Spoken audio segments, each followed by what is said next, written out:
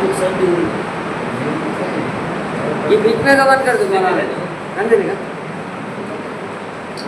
الحمد لله رب العالمين والصلاة والسلام على سيد الأنبياء والمرسلين محمد وعلى آله وصحبه أجمعين أما بعد فأعوذ بالله من الشيطان الرجيم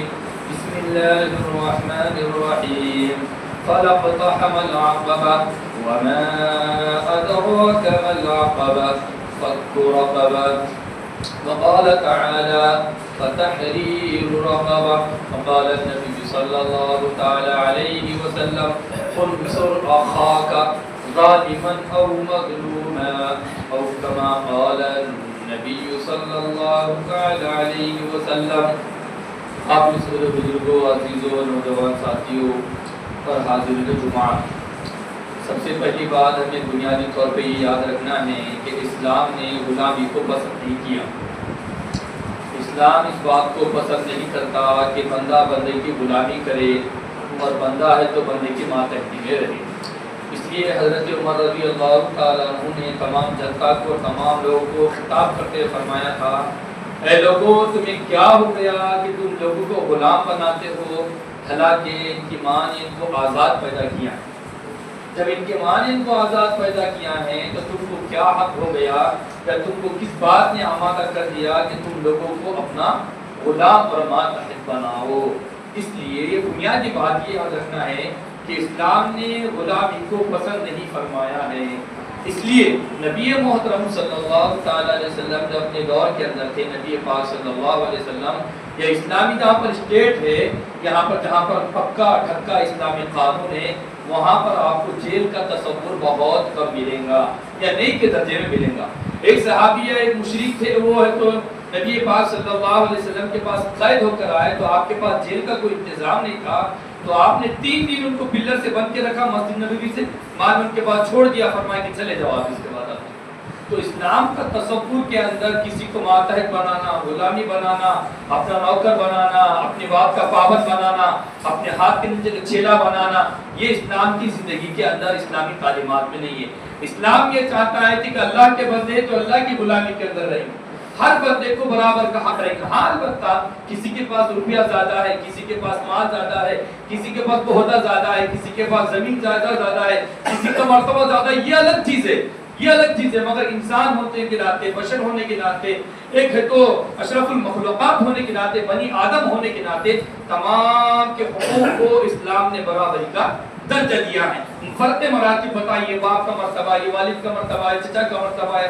پھوپھا کا مرتبہ ہے، تمام مراتب بتائے ہیں، مگر انسان ہونے کے ناطے کسی کو کسی پر برتری نہیں ہے. پیارے محمد کریم صلی اللہ تعالی علیہ وسلم کے امتیازی خصوصیات میں سے یہ ہے کہ آپ خلق عظیم کے مالک تھے، اور اللہ رب العزت نے آپ کی صفت کریمہ کو بڑے اچھے انداز میں بیان فرمایا اور بڑے پیارے انداز میں فرمایا. ایسی تعبیر اختیار فرمائی اور ایسی اللہ رب العزت نے آپ کی توصیف اور مدح فرمائی ہے کہ واہ واہ سبحان اللہ. اللہ رب العزت نے فرمایا پیارے محمد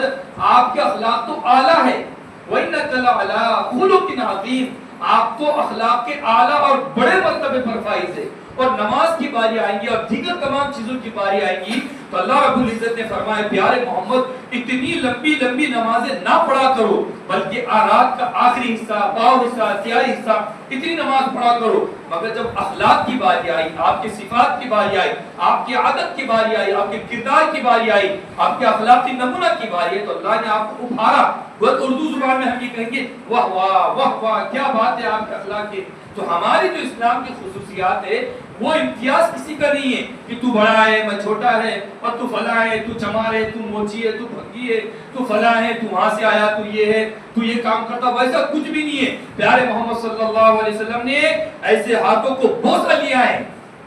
کیا لیا ہے؟ ایسے ہاتھوں کو چھما ہے، ایسے ہاتھوں کو اپنے لب مبارک سے لگایا ہے، ایسے ہونٹوں سے اپنے ان کے ہاتھوں کو چھما ہے جس ہونٹ سے پیارے محمد قرآن مقدس پڑھتے تھے، جس منہ سے اللہ رب العزت، جس منہ مبارک سے، جس ہونٹ مبارک سے اللہ رب العزت قرآن مقدس کو نازل کرتا تھا، احادیث مبارکہ کو نازل کرتا تھا، اللہ رب العزت کا نام محترم لیتے تھے. ایسے ہاتھوں کو پیارے محمد نے اپنے ہاتھوں سے چھما ہے جو لوگ اپنی محنت اور مزدوری کا کاروبار کرتے ہیں، تو اسلام یہ بتانا چاہتا ہے کہ کوئی اس کے اندر 2 نمبر نہیں، 4 نمبر نہیں، 5 نمبر نہیں، کوئی نمبر نہیں ہے. اسلام کے نزدیک تمام کا مرتبہ ایک جیسا ہے. اس لیے پیارے محمد صلی اللہ علیہ وسلم فرماتے تھے میں جب آ جاؤں آپ کے مجلس میں تو میرے کو دیکھ کر آپ لوگ بالکل کھڑے مت ہو. اور پیارے محمد فرماتے ہیں جب میں چلنے کی کوشش کروں گا، میں جب چلوں گا تو میرے آگے پیچھے تم مت چلو. پیارے محمد صلی اللہ علیہ وسلم نے یہ بتایا ہے، یہ طریقہ بتایا ہے، دستور بتایا ہے، یہ کلچر بتایا ہے، یہ تہذیب بتایا ہے، یہ تمدن بتایا ہے،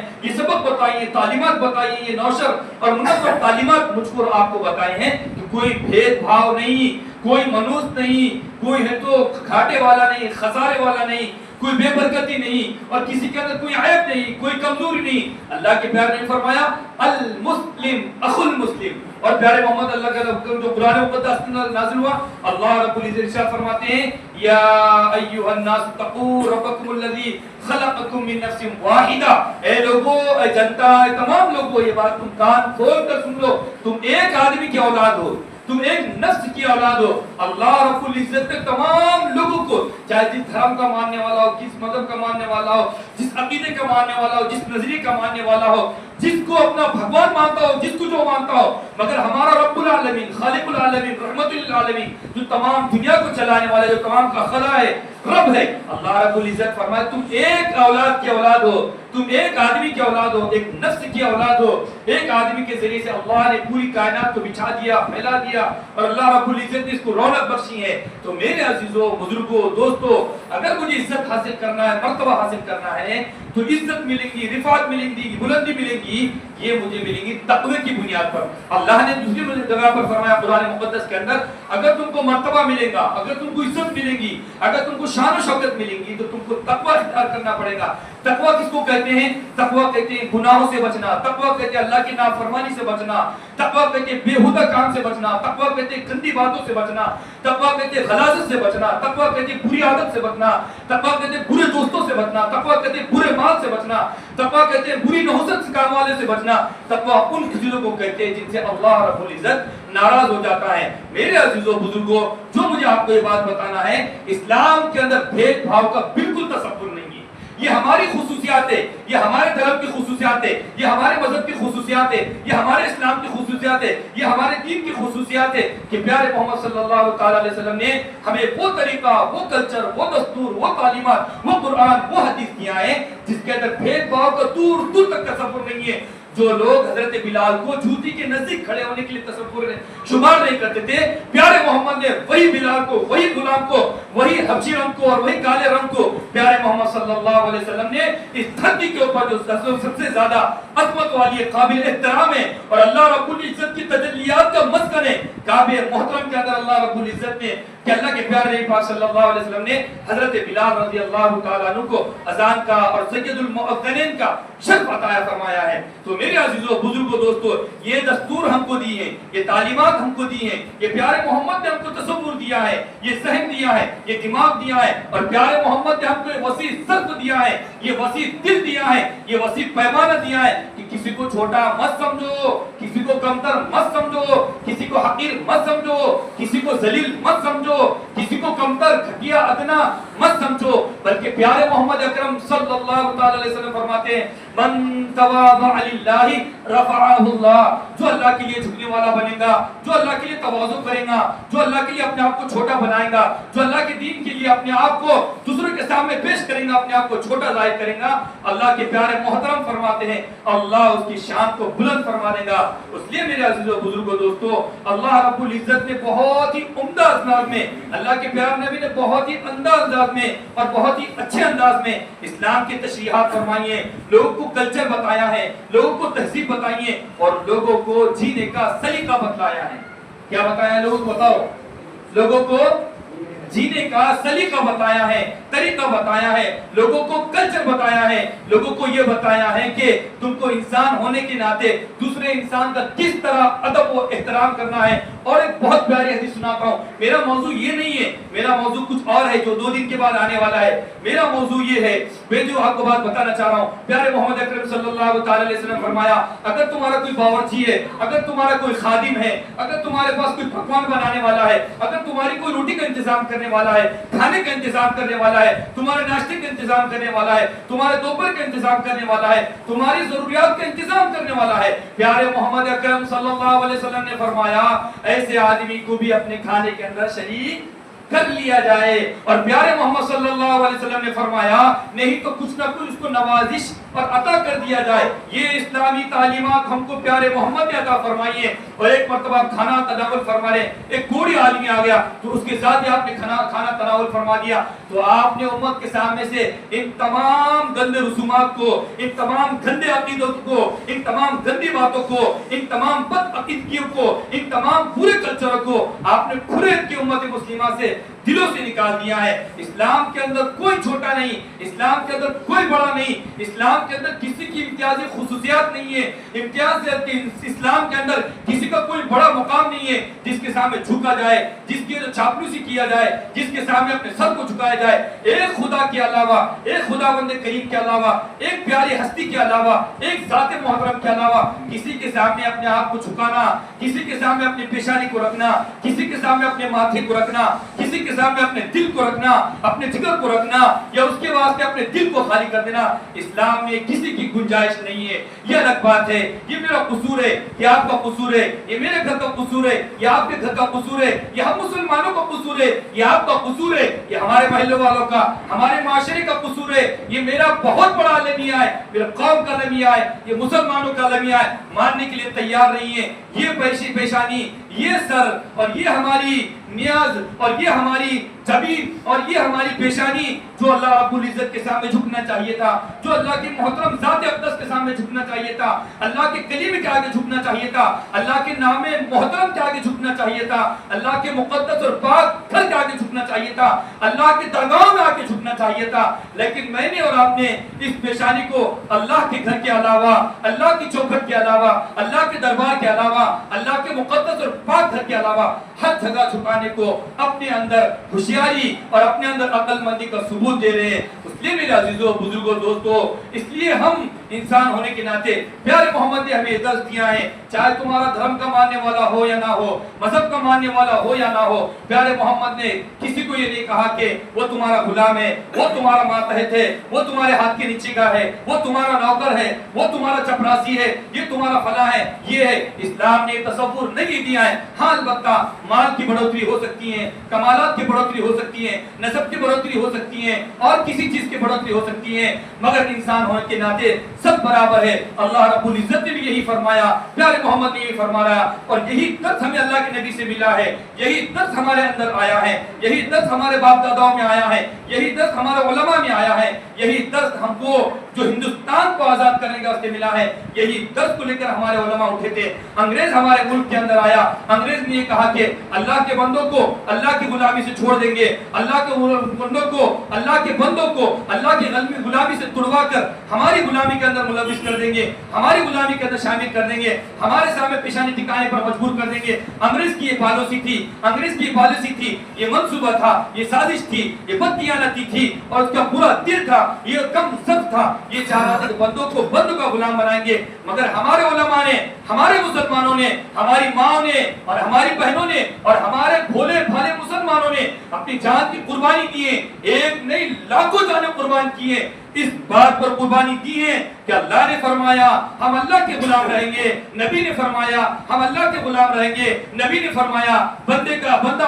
غلام نہیں رہے گا, اللہ نے فرمایا بندہ بندے کا غلام نہیں رہے گا, نبی نے فرمایا, نبی کے صحابہ نے فرمایا, تابعین نے فرمایا, اولیاء اللہ نے فرمایا, اور ہمارے بزرگان نے نہیں فرمایا. ہمارے اولیاء اللہ کو ایک درس ملا ہے ہمارے نبی کی تعلیمات سے, قرآن کی تعلیمات سے, پیارے محمد کی تعلیمات سے. اللہ نے فرمایا سب سے اچھا نیکی کا کام, اگر تم چاہتے ہو نجات حاصل کرنا, اگر تم چاہتے ہو جنت میں جانا, اللہ نے خوبصورت تعبیر فرمائی ہے, फक्कू रक़बा, गुलामों को छुड़ाओ, उन लोगों को आजाद करो जो जेलों की सलाखों में बेगुनाह फंसे हुए हैं, जो प्यारे प्यारे नौजवान फंसे हुए हैं, जो हमारे भोले भाले मुसलमान फंसे हुए हैं, जो नबी की शरीयत पर पाबंद हैं, जो नबी की शरीयत पर अमल करने वाले हैं, जो नबी की दाढ़ी का एहतराम करने वाले हैं, जो नबी की पगड़ी का एहतराम करने वाले हैं, जो नबी की टोपी का एहतराम करने वाले हैं, जो नबी की इस्लामी तालीमात पर अमल चलना अपने लिए फख्र का और अपने लिए इज्जत का बाइस समझते हैं। ये तालीमात हमें इस्लाम ने अता फरमाई है। मगर अंग्रेज के अंदर, उसके अंदर बददियानती थी, उसका दिल खराब था, उसका ज़मीर खराब था, उसकी अक्ल खराब थी, उसका माशरा खराब था, उसका कल्चर खराब था। उसने ये सोचा कि मैं सेठ बन जाऊंगा, मैं राजा बन जाऊंगा, मैं हुक्मरान बन जाऊंगा, मैं बॉडीगार्ड बन जाऊंगा और मैं फला बन जाऊंगा और लोग मेरी मातहती इख्तियार करेंगे। मगर हमारे उलमा को, जो लोग कुरान के पढ़ने वाले थे, जो मस्जिद के खादिम थे, जो मस्जिद के नौकर थे, जो मस्जिद के खुट्टे थे, जो मदरसे चलाने वाले थे, जो मसाजिद चलाने वाले थे, जिनके सरों पर पगड़ी थी, जिनके सरों पर प्यारे मोहम्मद की टोपी थी, जिनके बदन के अंदर प्यारे मोहम्मद की सुन्नतें रच बस गई थी, उन लोगों ने ये कहा कि अंग्रेज, तू जिस नापाक मंसूबे से हमारे वतन अजीज में आया है, हमारे मुल्क के अजीज हिंदुस्तान के अंदर आया है, हम तुझे इसके अंदर कामयाब होने नहीं देंगे। 1601 के अंदर अंग्रेज आया है और अपनी पॉलिसियों को फैलाता रहा है। सबसे पहले अंग्रेज की बात को भापने वाला, अंग्रेज की बात को परखने वाला, अंग्रेज की नापाक साजिशों को परखने वाला वो एक प्यारा मुसलमान था, वो एक मौलाना था, वो एक मुफ्ती साहिब था, वो एक दर्द दिल रखने वाला था, वो एक अल्लाह का वली था, वो एक अल्लाह का दोस्त था, जिसको शाह वलीउल्लाह मुहद्दिस देलवी रहमतुल्लाह अलैह कहते हैं। उन्होंने सबसे पहले इस बात को परख लिया और भाप लिया कि अंग्रेज की आमद तो अच्छी है, मगर अंग्रेज के दिल के अंदर बहुत बड़ी खोट है। अंग्रेज की आमद तो बड़ी अच्छी है, अंग्रेज की जुबान तो बड़ी अच्छी है, अंग्रेज का चेहरा भी बड़ा अच्छा हो सकता है, मगर उसका दिल जो है और उसका दिमाग जो है वो खन्नास से कोई कम नहीं है, जो बदतरीन से कम कोई नहीं है, जो गंदगी से कम तर कोई नहीं है। इसलिए हमारे शाह वलीउल्लाह मुहद्दिस रहमतुल्लाह अलैह फरमाया था, ये आगे चलकर हमको नुकसान पहुंचा सकते हैं, मगर अल्लाह की मशीयत हो गई। शाह वलीउल्लाह मुहद्दिस दहलवी रहमतुल्लाह अलैह का इंतकाल हो गया। उनके जानशीन, उनके फर्जंद अर्जुमन शाह अब्दुल अजीज रहमतुल्लाह अलैह का अल्लाह रब्बुल इज्जत ने मनसब अता फरमाया। और जो फिक्र अपने अब्बा की थी, जो फिक्र अपने उस्ताद मोहतरम की थी, जो फिक्र अपने मुफ्ती मोहतरम की थी, उस फिक्र को लेकर आगे बढ़ने वाले बने। फिर अंग्रेज ने देखा कि अपनी पॉलिसियों को आगे बढ़ाता रहा है, तो उस मौके पर हमारे अकाबिर ने, हमारे औलिया ने, शाह अब्दुल अजीज रहमतुल्लाह अलैह ने 1803 के अंदर ये फतवा दिया है और ये हुक्म सुनाया है, ये कुरान का हुक्म सुनाया है, ये हदीस का हुक्म सुनाया है, ये प्यारे मोहम्मद की तालीमात सुनाई है, ये अल्लाह का दस्तूर सुनाया है, ये अल्लाह का मंशूर सुनाया है, ये अल्लाह का हुक्म सुनाया है, ये अल्लाह की कुरान पढ़कर बताया है और प्यारे मोहम्मद की तालीमात पढ़ के बताई है, प्यारे मोहम्मद की गुलामी में रहकर ये बताया है। ए लोगों समझ लो, चाहे मुसलमान हो, चाहे सिख हो, चाहे जिस मजहब के मानने वाले हो, जिस धर्म के मानने वाले हो, जिस तहजीब के मानने वाले हो, जिस कल्चर के मानने वाले हो, ए मुसलमान तुम खास तौर से कान करके सुन लो, अंग्रेज हमारे मुल्क के अंदर आया है ताकि यहाँ की तमाम जनता को, ताकि यहाँ के तमाम लोगों को, ताकि यहाँ के धर्म वालों को अपना गुलाम और अपना मातहत बना दे। उस मौके पर शाह अब्दुल अजीज रहमतुल्लाह अलैह ने 1803 के अंदर, किसके अंदर 1803 के अंदर, और हमारे बच्चों को पढ़ाया जाता है, हमारे स्कूलों में पढ़ाया जाता है, हमारे कॉलेजों में पढ़ाया जाता है। हमारी जो जंग आजादी की शुरुआत है, हमारी जो जंग आजादी की इब्तिदा है, जहां से वो शुरू हुई है, वो 1800 कितनी है 57 बताई जाती ना, कहां से बताई जाती हमें, और हमारे अकाबिर ने कब दिए 47 कब से, और हमारे अकाबिर रहमतुल्लाह ने कब दिए 1803 के अंदर कुरान का हुक्म सुनाया है। ऐ लोगों तुम्हारे पर जिहाद करना फर्ज है, हर जवान पर फर्ज है, हर बालिग पर फर्ज है, हर बूढ़े पर फर्ज है, हर आलिम पर फर्ज है, हर मुफ्ती पर फर्ज है। ये कुरान का हुक्म है, ये नबी का हुक्म है, ये नबी की शरीयत है, ये नबी की बात है। 1803 के अंदर ये फतवा दिया है कि जिहाद करना तुम्हारे ऊपर फर्ज हो गया है। आज लोगों को क्या हो गया है, ये मीडिया वालों को क्या हो गया है, ये शैतानों को क्या हो गया है, कहते हैं कि इस्लाम के अंदर जिहाद है, इस्लाम के अंदर मारना और धाड़ना है। अरे ये देखो हमने किससे जिहाद किया है, हमने किसको मारा है, उन लोगों को मारा है जो हमारे वतन के अंदर नाजायज कब्जा कर रहे थे। उन्होंने कुरान का हुक्म सुनाया, जिहाद किसी को मारने के लिए नहीं है, बल्कि जिहाद उन लोगों के लिए है, बल्कि जिहाद उन लोगों के लिए जिनके दिलों के अंदर और जिनके ज़मीरों के अंदर और दिमागों के अंदर खन्नास भरा हुआ है। ऐसे लोगों के लिए जिहाद कल भी था और ऐसे लोगों की जिहाद सुबह क़यामत तक रहेगा इंशाअल्लाह ताला। जो भी इसके अंदर हमारे मसाजिद के बारे में बात करेगा, हमारे मदारिस के बारे में बात करेगा और हमारे भोले वाले मुसलमानों के बारे में बात करेगा, हमारे उलमा के बारे में बात करेगा, हमारे औकाफ की जमीनों के बारे में बात करेगा, या हमारे ऊपर नाजायज कब्जा کرنے کی کوشش کرے گا, ہماری بچوں کی عزت کے ساتھ کھلواڑ کرے گا, ہمارے بوڑھوں کا ادب و احترام نہیں کرے گا, اور ہمارے چھوٹے بچوں کے ذہنوں سے کھیلے گا, ہماری مساجد کی طرف نگاہ اٹھائے گا, ہماری مدارس کے اوپر قدم دبانے کی کوشش کرے گا,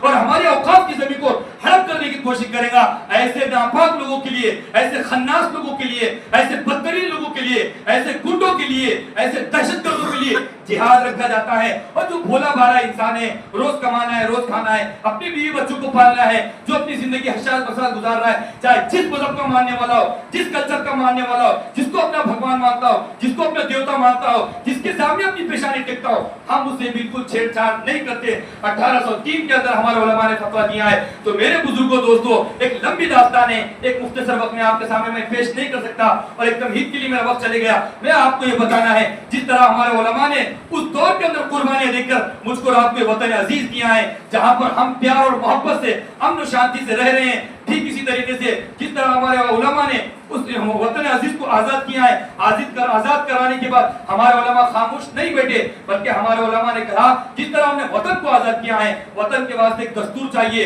وطن کے واسطے ایک منشور چاہیے, وطن کے واسطے ایک اصول چاہیے, وطن کے واسطے اصول اور ضابطہ چاہیے. وہ اصول اور ضابطہ جو بنا گیا ہے 1950 کے اندر بنایا گیا اور اس کو نافذ کیا گیا ہے 1950 کے اندر, اس ضابطے کا نام ہے تمام ہندوستانیوں کو برابری کے حقوق دیے جائیں گے, تمام لوگوں کے حقوق کی پاسبانی کی جائیں گی, تمام کا ادب و احترام کیا جائے گا. جس طرح وہ اصول بنایا گیا تھا اس کے مطابق ہمارا اصول چلتا ہے, تو ہم اس کا بہت شکریہ ادا کرتے. اگر ہمارا وطن اور یہاں کے رہنے والے گنڈے لوگ, اور اگر وہ یہ چاہیں گے کہ یہاں کے لوگوں کو جس طرح انگریز غلام بنانا چاہ رہا تھا اس طرح غلام بنا دیں گے, تو میرے عزیزوں بزرگوں, جس طرح ہمارے اکابرین نے انگریز کو چھٹی کا دودھ یاد دلا دیا تھا اور ان کو یہاں سے مار بھاگ بھگایا تھا ان کے گھر پر, ان لوگوں کو بھی ہم, ان کا گھر دار تو نہیں ہے, البتہ ان کے لیے ہماری زمین ہے, ان کے اندر ہم لوگوں کو دفنا دیں گے. جو ہمارے قانون کے بارے میں یا جو ہمارے اسلام کے بارے میں ہمارے ہندوستانی قانون سے چھیڑ چھاڑ کرے گا, ایسے لوگوں کا عبرت کا نشان یہی ہے کہ ان کو صفحہ ہستی سے مٹا دیا جائے,